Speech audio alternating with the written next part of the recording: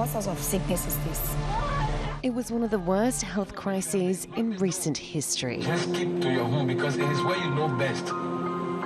Ebola claimed tens of thousands of lives in the 2 years it ravaged West Africa. Police everywhere. Everywhere. But throughout the epidemic, there were many brave people who risked their own health to help others. And documentary makers David Darg and Ben Steele were there to capture their plight and tell their stories. David, your documentary was recently nominated for an Oscar. Congratulations. Thank you. It's called Body Team 12, and it basically follows one woman who is part of the Body Team, which are in charge of collecting people who've been killed by the Ebola virus and move them away so that they don't infect others in the area. Why did you focus it on the only woman on the team? Well, it was actually a policy of the Liberian Red Cross that each team had to have a woman on the team, and their reasoning was that the women made the best negotiators. And what was happening was the teams would often turn up within minutes of someone dying just because there was such an urgency to extract the bodies. And oftentimes the families didn't want to give up the bodies. They were angry, they wanted to bury their loved ones in a traditional way, and here these teams were taking the bodies away for cremation. And it was often the women that had to negotiate and calm down, especially if you had angry family members. And so I was amazed initially at Garmai's strength. Not only was she potentially exposed to Ebola on a daily basis, not only had she been ostracized by her friends and family because of the stigma of Ebola, but here she was also fighting with people on a daily basis. And so the mental strain that she was going through as a woman, as a mother of a young son, was incredible. And so she became the focus of the film as a tribute to her bravery as a real-life superhero. It's important to have female on the team because females are mothers, sisters. We are soft people. We make sure that, especially men who are downhearted, be someone strong for tomorrow, especially the work we are doing. Ben, you could also call the main character in your documentary a real-life superhero. He was so incredibly brave, just 12 years old, and he'd lost most of his family members. Well, I met Abu the day after he was released from an Ebola treatment centre, and he'd just been given the all clear. He was free of the virus. But of course, he had this terribly tragic story where he'd seen his mother and his father die, and in all 8 members of his family. But he was just such a resilient character. He was just so likeable and warm and heartfelt in his responses. I knew when I'd met him that he was, if you like, what I was looking for, which is somebody who was going through such hardship, but able somehow just to carry on. First time I hear Ebola, we're at home.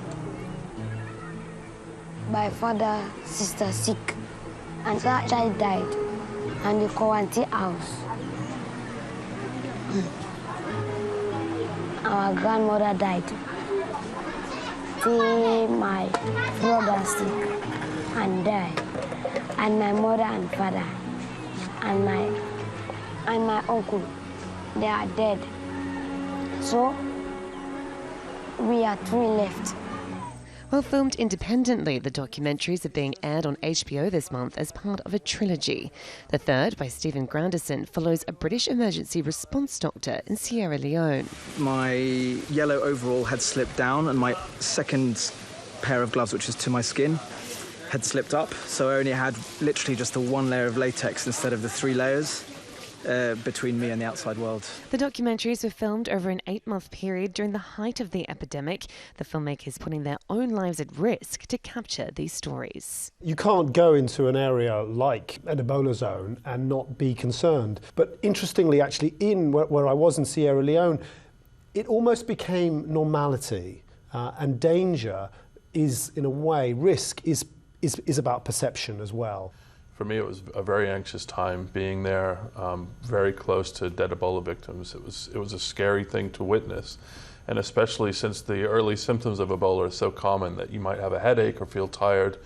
Ben and I were feeling those things on a daily basis because we were working in really tough conditions. I had headaches every day, and so on a daily basis, you wonder, could I be next? But both say despite the challenges of filming in those conditions and the risks involved, it was worth it. I just felt it was really important for me as a filmmaker to make a film which told the story from the perspective of the people who were going through it. There weren't many films made out of Ebola because there weren't many people going in to capture. And so these films really represent a body of work that captured that incredibly important time in human history. And I think ultimately this package illustrates stories of inspiration for the world to know that as these things will continue to emerge in the future, global pandemics will continue to happen, that we should know that in the future there are going to be these incredibly brave humans, doctors, and aid workers that will stand up and fight for all of us. And there's still much to be fought in West Africa. The filmmakers say the impact of the epidemic is far from over.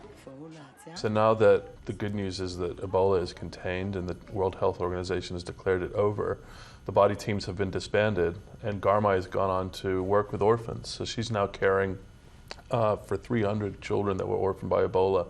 They lost both parents. So that's great, but it's a small number compared to the huge need there is. Ebola is over for now, but the legacy is this huge number of orphans right across the region. Ebola may leave a lasting scar on West Africa, but these documentaries help remind us of the people who are continuing to help treat the wounds. Jade Barker, TRT World, New York.